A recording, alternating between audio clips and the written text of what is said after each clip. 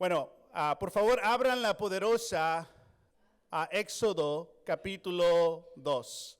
Éxodo capítulo 2. De nuevo, feliz Día de las Madres. Hoy vamos a ver un pasaje que está en medio de un contexto muy importante. Pero porque está en medio de un contexto tan grande y tan importante, en veces no notamos los detalles que ocurren en este pasaje. Entonces queremos ver un poco la historia de dos mamás que a través de su amor, a través de su compasión, a través de su sacrificio, a través de su sabiduría, cambió todo. La trayectoria de toda una nación, al punto que nosotros estamos participando en la bendición que en gran parte inició a través del amor y la compasión de estas dos mamás. Que lo mismo podemos decir de nuestras abuelas. Lo mismo podemos decir de nuestras mamás, que a través de su sacrificio, a través de su amor, a través de su compasión, a través de su sabiduría, cambió la trayectoria de nuestras vidas. Nos dio cierta estabilidad. Amén.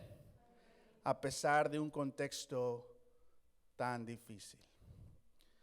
Pero igual, como mencionó Natalia, y qué inspirante, ¿no? Ver 3 generaciones ahí.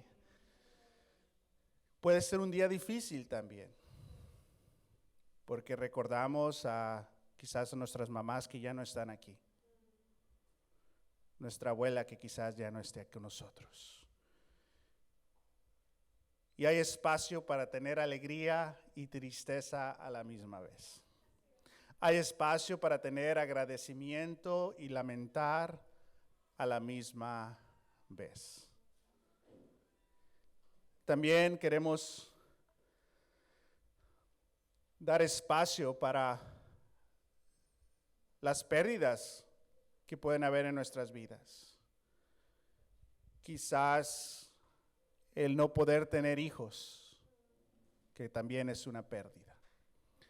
El poder no ser mamá es una gran pérdida también.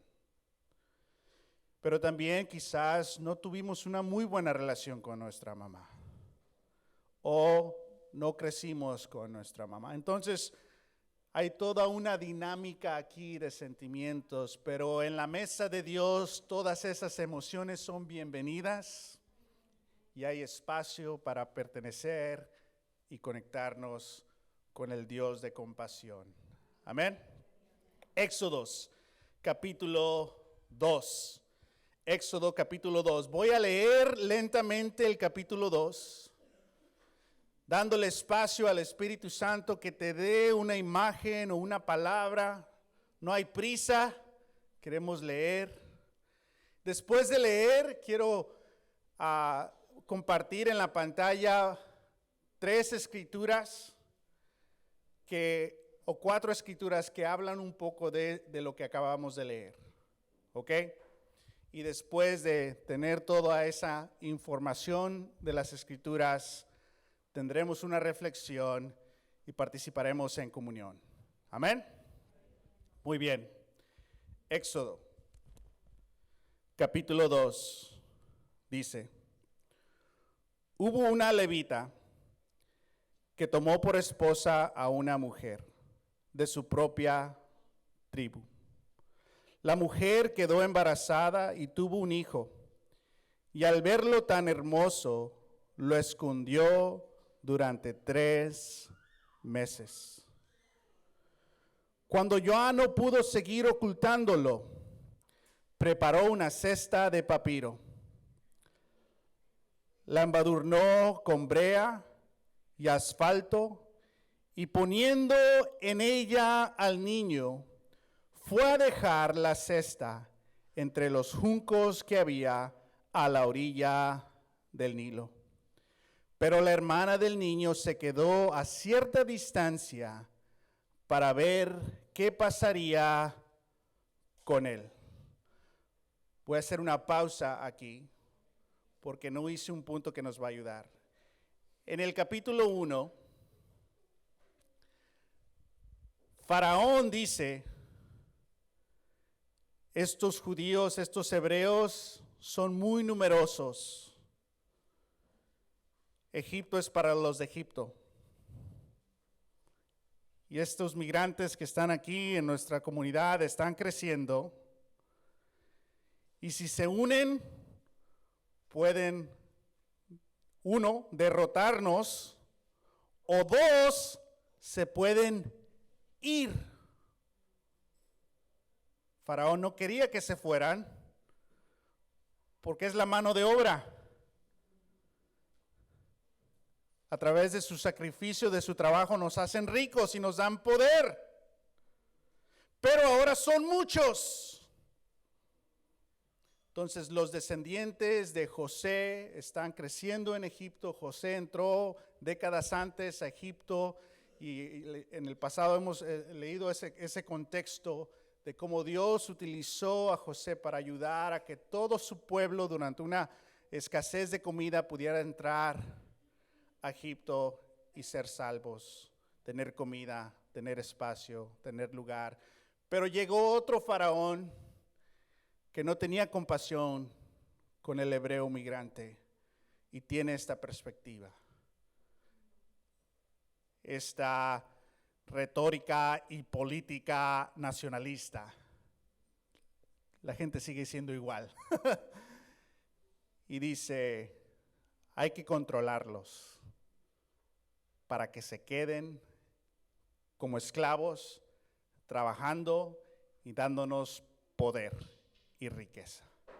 Pero son muchos. Y dice el faraón, quiero, por orden del faraón, que todo niño que nazca lo ahoguen en el río Nilo. Recién nacidos, aventar a estas criaturas al río para que se los lleve la corriente y se ahoguen. Pero si son niñas, que vivan. Esa es la orden, ese es el contexto.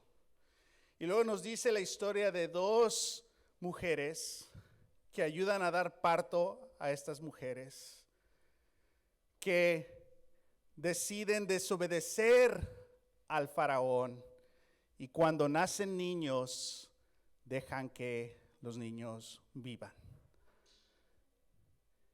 Entonces, este desafío de estas dos mujeres que reciben vida y protegen la vida contra el faraón poderoso, lleno de deseo y sed por poder, este egoísmo, y vemos este contraste entre el poderoso faraón y las que dan parto mujeres. Es interesante porque no conocemos el nombre de faraón, no nos dice, pero sí nos dice el nombre de esas mujeres. Dios reconoce. Entonces, este es el contexto y después cuando leemos lo que acabamos de leer, que una mujer está casada con un levita y tiene un hijo, ¿qué hace? Estas mujeres no la denuncian, la ayudan a que salga ahí. Es niña. Y lo oculta por 3 meses. Continuamos. Después dice que cuando ya no puede ocultarlo, bueno, comenzamos de nuevo en el versículo 3. Cuando ya no pudo seguir ocultándolo, preparó una cesta de papiro y la embadurnó con brea y asfalto. Y poniendo en ella al niño, fue a dejar la cesta entre los juncos que había a la orilla del Nilo. Pero la hermana del niño se quedó a cierta distancia para ver qué pasaría con el niño. En eso, la hija de quién? La hija del faraón. ¿Qué acababa de ordenar el faraón? Entonces la hija del faraón bajó a bañarse en el Nilo. Sus doncellas, mientras tanto, se paseaban por la orilla del río. De pronto, la hija, no las doncellas, del faraón vio la cesta entre los juncos y ordenó a una de las esclavas que fuera por ella. Cuando la hija del faraón abrió la cesta y vio allí adentro un niño que lloraba, le tuvo compasión, pero aclaró que se trataba de un niño hebreo. La hermana del niño preguntó entonces a la hija del faraón: ¿quiere usted que vaya a llame una nodriza hebrea para que críe al niño por usted? Ve a llamarla, contestó. La muchacha fue y trajo a la madre del niño, y la hija del faraón le dijo: llévate a este niño y críamelo, ya te pagaré por hacerlo. Fue así como la madre del niño se lo llevó y lo crió. Ya crecido el niño, se lo llevó a la hija del faraón, y ella lo adoptó como su hijo suyo. Además le puso por nombre Moisés, pues dijo: yo lo saqué del río. Posiblemente una historia familiar, pero encontramos cosas nuevas. Ahora vamos a ver otras escrituras para que nos den un poquito el contexto aquí. En Éxodo 6:20 nos dice que el nombre del papá de Moisés, Amirán, que vivió 137 años. ¿Se casó con quién? Con su tía Jocabed, la cual le dio hijos, Aarón y Moisés. Una historia complicada. El papá de Moisés es el sobrino de su mamá. Entonces las escrituras no nos explican el contexto aquí, pero nos dejan saber hay complicaciones en la familia. Que no sé tu familia, pero si hay complicaciones en familias que Dios usa, gracias Dios, porque ya me conozco, ya nos conocemos. Después, en Números 26, nos dice que la esposa de Amirán se llamaba Jocabed, hija de Leví, y había nacido en Egipto. Los hijos que ella tuvo de Amirán fueron Aarón y Moisés y su hermana Miriam. Y sabemos por el contexto que Moisés fue el más chico, que Aarón y Miriam eran los más grandes. En Hebreos 11 también nos dice un poco sobre esta historia. Dice: por la fe, Moisés, recién nacido, fue escondido por sus padres durante 3 meses, porque vieron que era un niño precioso y no tuvieron miedo del edicto del rey. Entonces, Hebreo 11 celebra la fe de muchísimas personas, igual celebra la fe de estos padres que no tuvieron miedo a la orden del rey, que todo varón sea ahogado, pero esconden y toman un riesgo para este niño Moisés. Y en Hechos capítulo 7 hay un cristiano llamado Esteban, enfrente de los fariseos, está contando la historia de Dios y su pueblo a un grupo que en unos minutos lo va a matar, porque él cree en Jesús. Dice, en aquel tiempo nació Moisés y fue agradable a los ojos de Dios. Por 3 meses se crió en la casa de su padre y al quedar abandonado, la hija del faraón lo adoptó y lo crió como su propio hijo. Así Moisés fue instruido en toda la sabiduría de los egipcios y era poderoso en palabra y en obra. Entonces nos da un poquito de contexto aquí. Capítulo 1 en Éxodos nos dice lo que había ordenado el faraón. Capítulo 2 nos dice lo que hace la mamá, lo que hace la hermana, lo que hace la hija del faraón. Y estas escrituras recuerdan detalles de quién era papá y mamá, cuáles eran los hermanos, la hermana, pero también en el Nuevo Testamento nos dice un poco sobre la fe. Y no sé si notaste, pero en Hebreos 11 y Hechos 6 hacen un énfasis en cómo se veía el niño.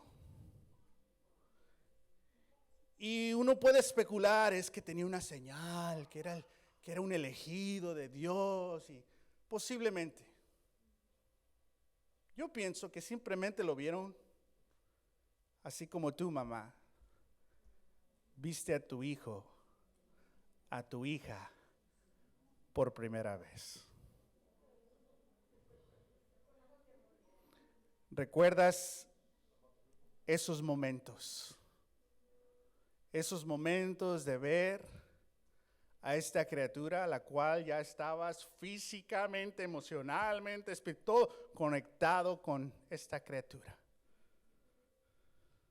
Los padres tenemos cierta conexión, pero no como mamá.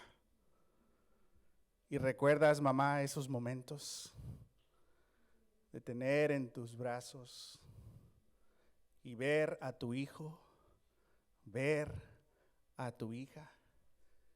No hay palabras para ese momento, pero es un momento.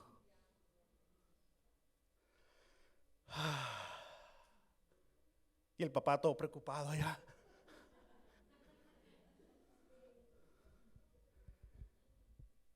Creo que eso es lo que describe las Escrituras.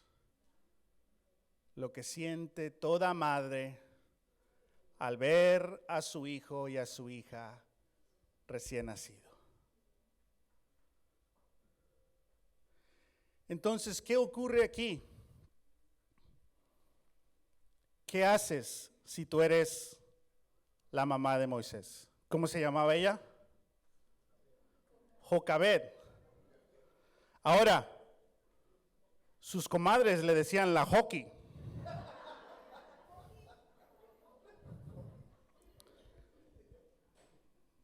Doña Joqui, ¿cómo está? Bien. Así le vamos a decir hoy. Su apodo de comadre. La Joqui.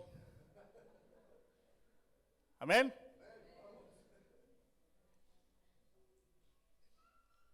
La señora Joqui ya tenía a su hijo Aarón y a su hija Miriam. Y se hace este anuncio. Si tienen un niño, se tiene que ahogar. Si es niña, se queda viva. Pero viva ¿en qué contexto? En el contexto de esclavitud. Joqui nos dice que ella nació en Egipto. Era de ahí, pero no pertenecía. Era de ahí, pero era extranjera. Sus hijos eran de ahí, pero no aceptados. Entonces tiene estos 2 niños. Imagínate, escucha el edicto del faraón. Las niñas pueden vivir. Todo niño tiene que ser ahogado en el río. Y un día Joqui se da cuenta que está embarazada. ¿Qué siente ella? Al darse cuenta que está embarazada Y el faraón acaba de dar estas órdenes. Y ella conoce de otras en la comunidad que llegaron desconsoladas porque dieron la luz a un niño, se los quitaron y los ahogaron. Y quizás nuestra comadre Joki era una de esas amigas que cuando veía a alguien con dolor se acercaba a abrazar, confortar, a preguntar, a traerle comida, a cuidar a esas personas y esas madres desconsoladas, quizás con culpa, con pérdida, quizás no sentían nada. Pero un día Joki queda embarazada. ¿Qué piensa? ¿Qué siente? Dios, que sea niña, por favor. No puedo sobresalir esta situación si es niño. Y cuando nace, se da cuenta que es niño. Y llegamos a ese énfasis que quizás muchas mujeres dijeron, si es niño, no lo quiero ver. Si es niño, no quiero abrazarlo. Llévatelo. No quiero ver.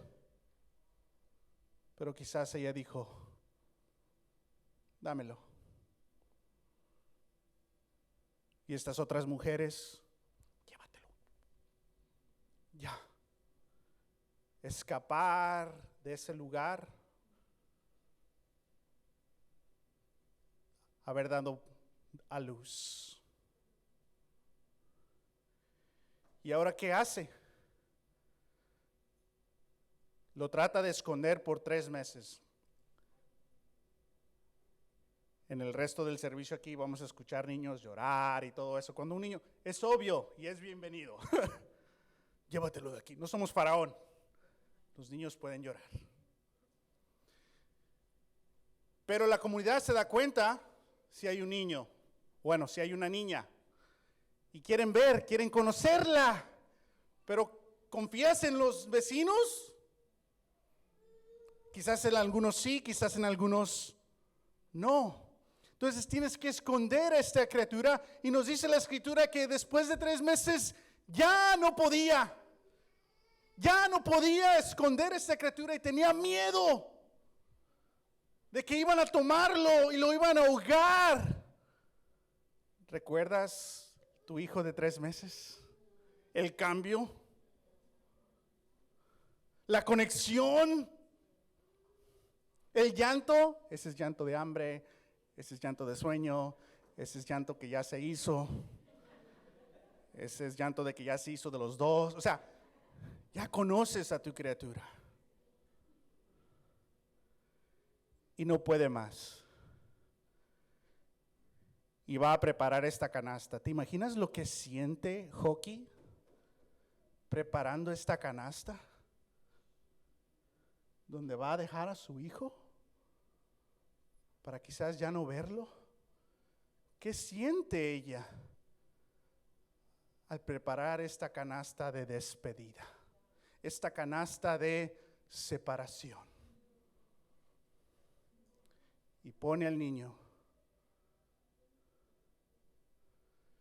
Y la historia que nos hemos escuchado fue que la aventó al río, a ver qué pasa. Pero no, los escritores nos dicen que lo puso justamente en un lugar específico. No lo dejó que se fuera en el río, lo puso ahí, en un lugar donde sabía que la hija del faraón iba a bajar a bañarse. Y ahí va Miriam, la hermana mayor. Y a todas las hermanas que ayudaron a criar a sus hermanitos, feliz día de co-mamá. Gracias por tu vida como Miriam. Quizás igual sacrificaste mucho para cuidar y servir a tus familias, a tus hermanos. Entonces esta mujer, Joki, entrega a su hijo. ¿Qué siente ella? ¿Qué siente en el camino? ¿Qué siente estando en casa? El no saber y ahora estar separado de su hijo.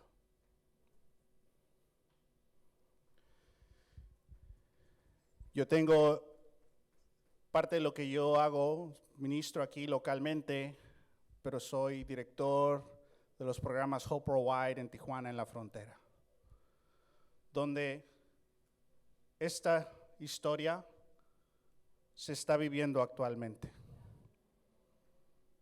Madres de Haití, madres de Guatemala, de El Salvador, de Michoacán, depende qué guerra del cartel hay, en qué estado, de todo Centroamérica. Familias que huyen la violencia, huyen el hambre, huyen todo eso, cruzando México, recibiendo ayuda y amenaza cruzando México. Llegando a la frontera, a una entrada, a pedir asilo político o estatus como refugiados. Y no han sido recibidos y procesados. El sistema les ha dicho, no pueden procesar, va a ser muy lento, de 6 meses a 3 años. Y ahorita, hace una semana fuimos a 2 albergues con los universitarios y seguimos escuchando esas historias, pero ahora ven lo difícil que es y hay un dolor muy grande porque ven gente de Ucrania que es procesada en un día. Que qué bueno para ellos, que es una crisis increíble también. Pero es la misma historia, pero 2 culturas. Y el sistema le ha dado la bienvenida al europeo en un día. Y ahora lo van a hacer más fácil, pueden hacerlo en línea para entrar directamente a Estados Unidos. Pero las Jokis de Haití, de Centroamérica, del sur de México, tienes que quedarte en una carpa, sin trabajo, sin seguridad, esperando a ver cuándo. Y hay un riesgo de tu salud mental, hay un riesgo de tu vida si eres mujer especialmente, o un joven varón ser reclutado por el crimen organizado. Los niños. ¿Y qué hacen estas mujeres? Lo que hizo Joki. Entregar a sus Moisés a los Estados Unidos. Porque si los niños entran solos, no los son enviados. Si la familia trata de entrar, regresan a toda la familia. Y Joki en la frontera dice, ya no puedo cuidarlo, ya no puedo cuidar. Mejor que ellos vivan a que mueran aquí. Y cuando leemos la noticia decimos, ¿cómo una madre puede hacer eso? ¿Qué madre haría eso? ¿Qué irresponsable? ¿Para qué vienen? Me dijo una señora, estos vienen a invadir a México. No sabía con quién estaba hablando. Y decimos, ¿cómo pueden hacer eso estas mamás irresponsables? Y luego leemos Éxodo 2. Qué fe de Joki. Es la misma historia. De la mamá huye por una mejor vida. Sacrifica todo para una mejor, aún la separación. Y también es la historia de las mamás que migran a los Estados Unidos, dejando a su familia para tener trabajo y poder apoyar a sus hijos y a su familia. Esta es mi historia. A los 3 años, mis papás se divorciaron. Mi papá ya estaba casado, se juntó con mi mamá, no funcionó después de 3 años y él regresó con su familia. ¿Y qué hace ahora mi mamá? Bueno, regreso a nuestra casa con una criatura sin trabajo y ya estamos en una condición muy pobre. Mi madre toma la decisión, que aún cuando contamos esa historia, aún llora, la decisión de dejarme con mis abuelos y venirse a los Estados Unidos a trabajar en el campo. Por $4 la hora, trabajar para sacarnos de la pobreza. Y lo logró. De los 3 años a los 9 años yo crecí con mis abuelos, porque mi hockey estaba en los Estados Unidos. Son mi primera mamá y papá, mis abuelos. Mi papá vivía con su familia a 2 cuadras. Yo lo veía con su familia, yo lo veía con sus hijos y no había una conexión.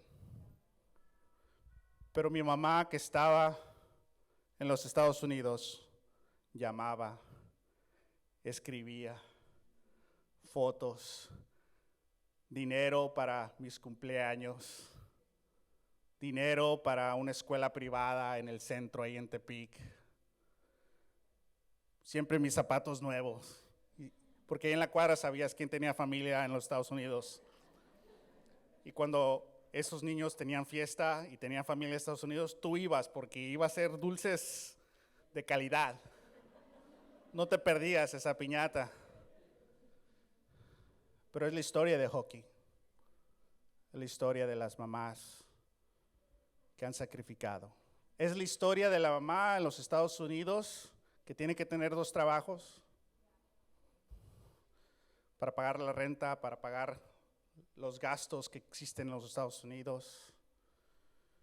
Y en veces no puedes ir a los juegos, actividades de tus hijos, porque estás trabajando o estás súper cansada. Es la historia de las mamás solteras. Gracias, mamás solteras, por tu participación en la vida y fidelidad de Dios. Que tienes ese trabajo difícil de ser mamá y papá. Y luego tus hijos llegan a la adolescencia y tienes que ser mamá y papá. Y no puedes porque solo eres mamá, pero lo intentas porque tienes este corazón como hockey. La historia de hockey la hemos vivido, estamos viéndola. Esta es la historia. Y esta mamá arriesga todo. Y después hay una gran sorpresa. Está ahí en el río la hija del faraón.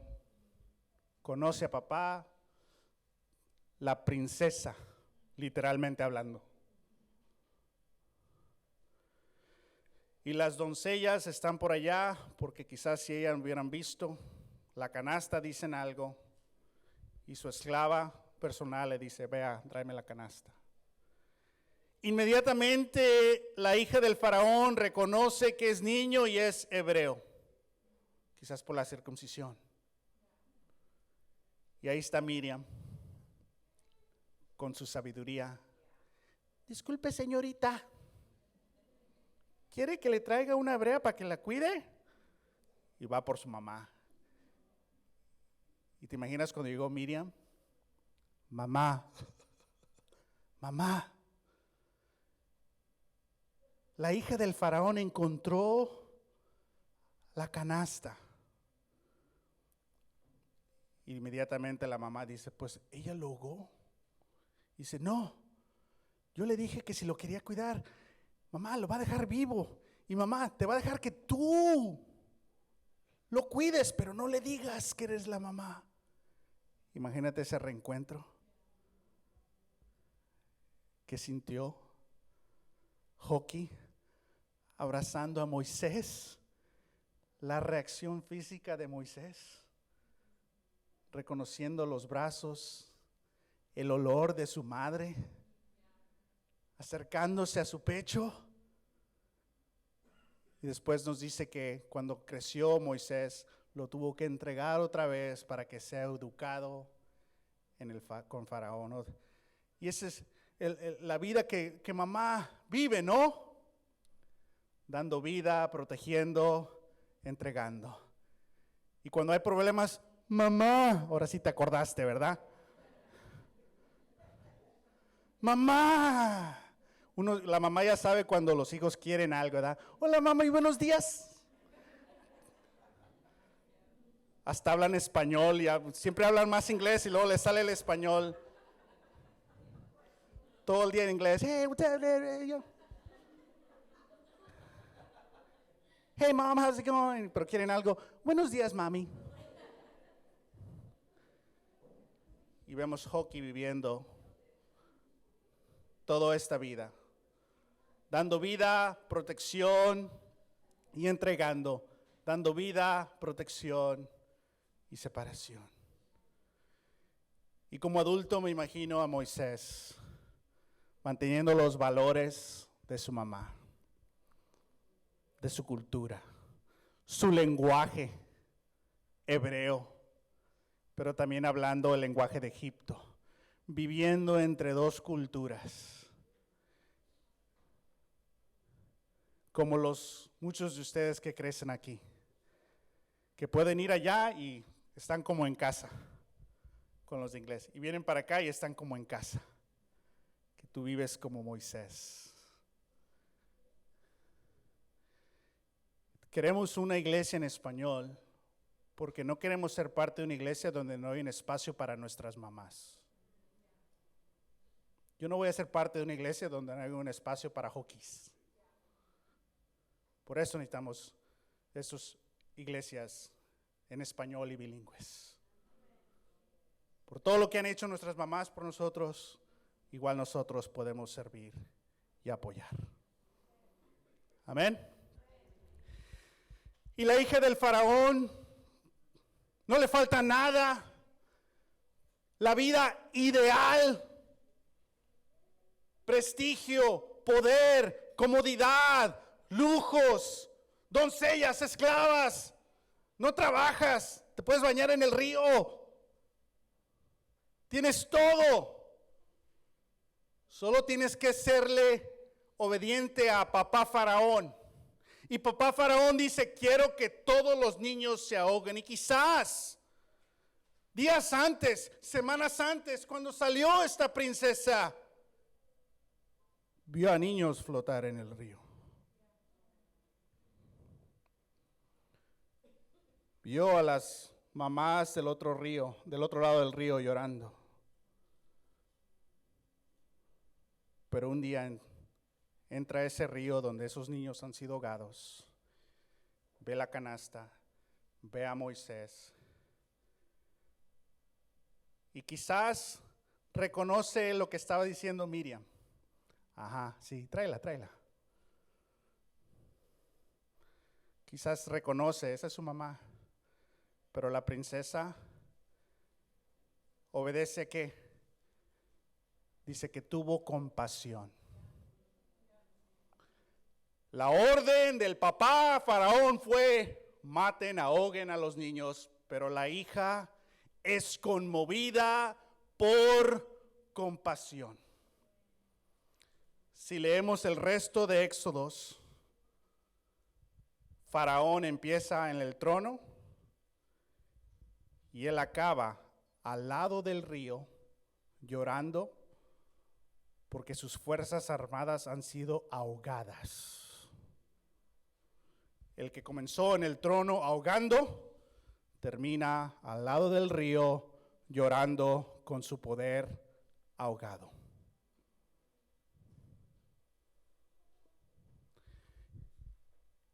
Dios es mencionado solo una vez en Éxodos y Éxodos 2, que lleva la pregunta, ¿dónde estaba Dios en todo esto? Hay un silencio de Dios.